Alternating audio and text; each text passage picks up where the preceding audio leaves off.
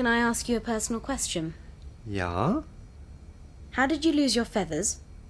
Well, if you must know, I lost them in a card game. What? I bet all my plumage on a pair of fours. Jesus, what kind of degenerate card player would call in a bet like that? That would be me. Trevor? What? You're a complete bastard. Oh, thanks very much. Don't mention it.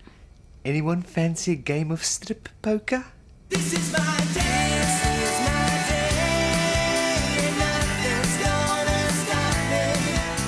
No one's gonna hurt me, no one's gonna make me beg or make me go away.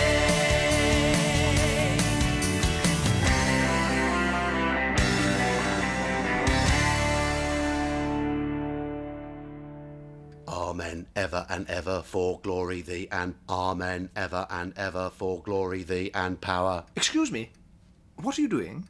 What does it sound like? I am reciting the Lord's Prayer backwards in order to conjure up the devil. Oh, good, because for a moment I thought you might be doing something incredibly stupid. I'm bored. Amen, ever and ever glory. Stop it! What? For fuck's sake, stop it! Have you any idea what will happen if you conjure up Satan? No, that's why I'm doing it.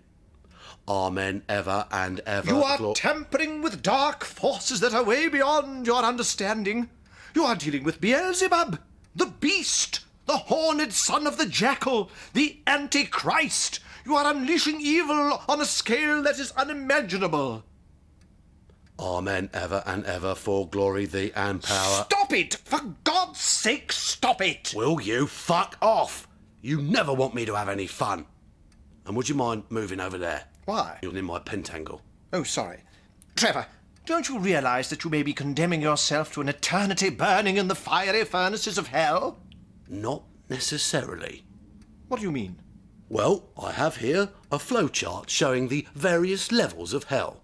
Think of it as a sort of run-down Trust House 40 hotel. Hotel? Up here on the second floor, you've got your unbaptised, enjoying natural bliss, undercooked junk food, and the occasional jacuzzi. Yes. Here on the first floor, you've got your in limbo brigade, those who died before the birth of Christ, those awaiting redemption, and independent financial advisors. In the ground floor lobby and bar, you've got your minor offences, aggravated burglary, parking tickets, that sort of thing. Uh-huh. And down here in the basement, you've got your place of agonising punishment for all mortals who die unrepentant of serious sin. Oh, and for people who work in HR departments. I see. Now, you will notice that I do not qualify for any of these categories. Not technically, no, but that doesn't mean that you will escape purgatory. Well, according to the Second Council of Constantinople in 553 AD, I think you'll find it does. But what about the more radical thinkers of the Renaissance? Fuck 'em. How's it, guys? What's happening? Trevor seems intent on inviting Satan, the Prince of Darkness, into our home. Well, it'll be nice to have a new face around here. Shall I set another place for dinner? Good idea. Excuse me, What? I was wondering if you wouldn't mind helping me out. How? Only I've asked the others and they all said no. Go on. Well, I need to slice open your throat with a big carving knife, drain all the blood out of your body, and then offer you up as a willing sacrifice to the Dark Lord of the universe. Can I have a few moments to think about it? Sure, take as long as you like. No. Fair enough. There's no point trying to force you, because you have to be a willing sacrifice, you see? Yes. Well, thanks anyway. Sorry to bother you. Don't mention it. I don't suppose you'd just let me carve out your liver and feast upon it? What on earth for? I haven't had a bite since breakfast. I'm bloody starving. I don't understand it. I've said the Lord's Prayer backwards about 50 times now, and the devil hasn't shown up yet. Perhaps you're missing something. Like what? Sufficient brain activity to power a 40-watt bulb? I've sworn homage and obedience to Satan, I've got my candles, I've anointed myself with magical oil, and I've got the number 666 tattooed on the back of my head. Let me see. You tosser. It doesn't say 666, it says 999. Fuck. You've got more chance of summoning a paramedic than the Lord of Darkness. I'll murder that tattooist. So, what do you plan to do now? Well, according to Ezekiel 38, we must now await the arrival of Gog and Magog. Gog? Two great hostile powers controlled by Satan that will appear just before the end of the world. And what form do these two demons, Gog and Magog, take? Well, I'm not absolutely sure, but I think Magog manifests himself in the form of a dense, eerie mist. A fog? Yeah, Magog is a fog. yeah.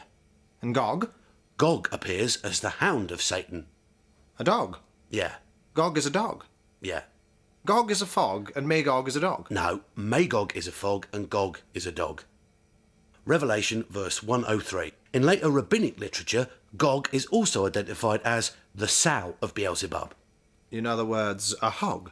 Yeah, Gog is a hog. yeah. But you said Gog was a dog. Is Gog a hog or a dog? Now I'm confused. Magog is a fog and Gog is either a hog or a dog. And where do these accursed creatures live? Clapham. So when do you expect the devil to turn up? Should be any minute now.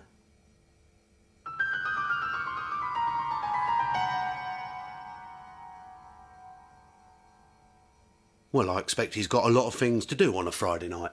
Like what? Well, like plotting the downfall of Western civilization, Yes. vandalising a cemetery, communing with 1,000 angry demons. I believe he has been known to copulate with a hyena. On the other hand, he might have just popped down the off-licence. Beelzebub is a welcome guest in the homes of many top celebrities. Film actor Tom Cruise, for example, regularly makes human sacrifices on a specially built altar at his beach house. Leonardo DiCaprio feasts on the blood of young Filipino virgins, and Cher has a vast bottomless pit of fire in her guest bedroom. No one really knows what the devil looks like, maar ek hoor hy het die dikste peel ooit. Some say that he has the upper torso of a man and the legs and genitalia of a hideous and deformed goat. Others say he looks like Michael Winner. I think I once saw Satan buying the Daily Telegraph in W.H. Smith's, but I might have been mistaken. It could have been the Daily Express. I think there's a little bit of the devil living inside all of us. At least, that's what the voices in my head tell me. They also tell me to drink my own urine.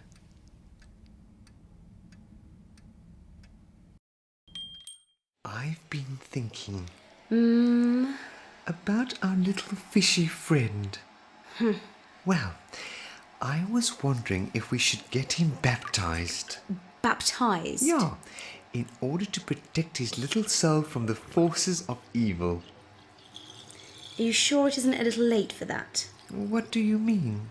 Well, I haven't seen him move for about 6 weeks now. Shh, he's asleep. Yes, of course he is. I wonder how we might go about baptising a goldfish. I'll go look it up on the internet. Will you stop doing that? Sorry. Well, I hope you are pleased with yourself. You have conjured up the Dark Lord. I thought he'd be taller. What was the missing ingredient in your spell? A turnip. A turnip? A turnip? You are saying that Satan is attracted by certain root vegetables? Particularly turnips. Yeah. Goes back to the Middle Ages, apparently. And what do you suggest we do now? Well, I suggest that you wait in here and keep an eye on Beelzebub. And where will you be? I'll be in the kitchen, Doing what? copulating with a hyena. We thank you for the water of baptism, which refreshes and cleanses the goldfish bowl of life. Through water you led the little fishes from captivity to freedom in the promised land. Therefore, I baptize you, little fishy friend, in the name of the Father,